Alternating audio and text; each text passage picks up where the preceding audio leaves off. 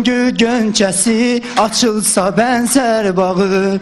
Dodağın gül gönçəsi açılsa bənzər bağı. Tellərin yandara qız, ay qaşı gözü qara qız. Eylə dərdimə çara qız, ay qaşı gözü qara qız. Mən aşiqəm halına, üzdə qara xalına. Mən aşiqəm halına, üzdə qara xalına. Lalə bənifşə etməz, yarın gül camalına.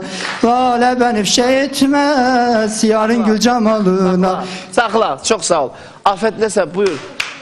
Mən musiqiçi deyiləm, amma gözəl musiqilər dinləməyi sevirəm. Xanım oxudu, ifa elədi, yəni ruhumuz dincəldi. Başa düşdüm ki, hə, yaxşı ifa eləyib, professionaldır. Amma bu oğlanın ifası mənə gəlir ki... Hesab edirsən ki, bu qardaş şadlıq evində oxusa toyda bir adam qalmaz, hamısı qaçar. Elə bir ki, mən deyəmişəm güzgün qabağında, öz istəməkdarım mənim. Deyəmişəm güzgün qarşısında hazırlaşıram harasa, oxuya-oxuya özüm üçün. Yəni ki, mızıldanaram. Yəni sıravi adam. Yəni incimin sözü dinləyəm. Deməli, mənim sahəm olduğu üçün mən də öz sözlərimi sizə çatdırmaq istəyirəm, gözəl oğlan. Əvvəla sizin səsiniz demək olar ki, yoxdur. Sözlərinizi düzgün tələffüz eləyə bilmirsiniz. Aydın diksiyaz qətiyyən yoxdur. Və ən əsası budur ki, mahnını düzgün oxumursunuz. Və siz 9 milyon yarım xalqın qarşısına çıxırsınız. Və nə hiss edirsiniz?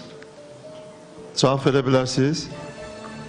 O öz aləmində deyir ki, mən professionalam. Ona elə gəlir ki, o gözəl oxuyur. Ataların bir sözü var, havla-havla deməyin ağız şirin olmur.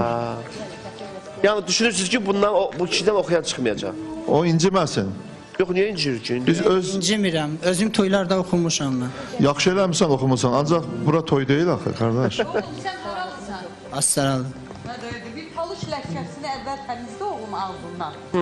Yaxşı. Son yerinə otursun, ondan sonra gəl müğənni. Yaxşı, olsun. Əyləş oğul. Mən çox təəssüf edirəm ki, bu arzunu biz yerdə reallaşdıra bilmədik. Amma üzülmə, başqa işləmək istəmirsən.